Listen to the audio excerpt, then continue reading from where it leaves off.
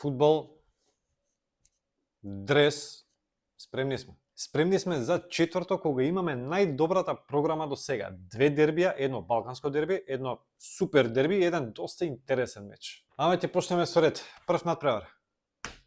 Србија, Словенија, балканското дерби. Балканско дерби на две бивши ју републики кои ќе му даде посебен шмек на овој меч. Словенија одигра реми против Данска иако беше аутсайдер. Ме заеба, имав двојка. Ова сигурно ќе биде клучен надпревар за нив, со евентуална победа. Иде дај. Јанжа кој даде гол за Словенија против Данска, интересно, дал гол и против Данска во квалификациите за пласман на овој европско првенство. А голот, брат, каков беше? Сега вика, само замижав, распалив, не видов каде оди топката. Па само со мижење можеш да даеш таков гол, бе, брат.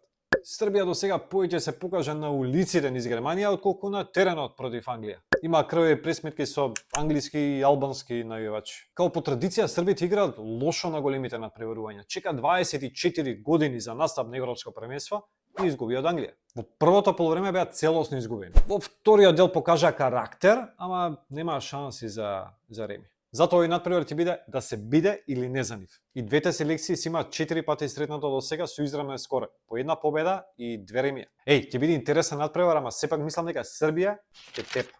Очекувам, ама ќе биде тешко. 1-0.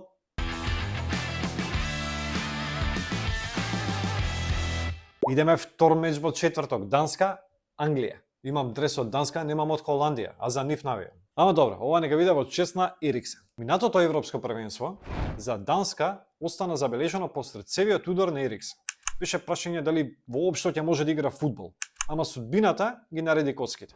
Па ова европско првенство за Данска почна со гол токму на Ериксен. На крај не тепаа со Словенија, иако беа доминантни, па сега ќе треба да се вадат со Англија. А секогаш е тешко да се вади со Англија. Саутгейт повторно победи на првиот надпревар на големо надпреварување. Победуваше на светско првенство во 2018, на европското во 2020, на светското во Катар во 2022 и еве сега. Што значи, ако продолжи традицијата, Англија нема да дојде до титула. Сега, овој надпревар англичаните мора да покажат класа, мора да докажат дека може да дојдат до трофеот. И со победа обезбедуваат билет за нокаут фазата. И мислам дека ќе тепаат, ама тешко. 1-2.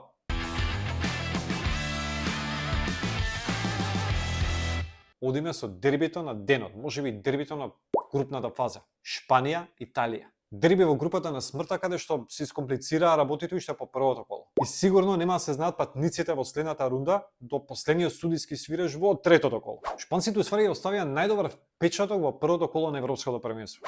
Ја згазија Хрватска, човече, 3-0. Јамал собори 2 рекорди. Со само 16 години стана најмлад играч кој заиграл на едно европско првенство и стана најмладиот асистент на европските првенства. Некако не ми беа фаворити пред шампионатов, ама сега после победата со Хрватска Италија секогаш дава посебен шмек на европските првенства, дури кога нема некоја звездана репрезентација како што е сега случајот. Каков колорит прават на трибините убавите италијанки? Против Албанија го примија најбрзиот гол во историјата на европските првенства, ама се извадија многу брзо, не паднаа психички, што значи дека имаат карактер. Пресврт победа 2-1. Сега ќе сакаат во најмала рака да останат непоразени против Шпанија. Значи, ова е дуел на две репрезентации кои што имаат многу големо ривалство и традиција. Иако во последно време црвената фурија е поуспешна. Ама сега не се знае.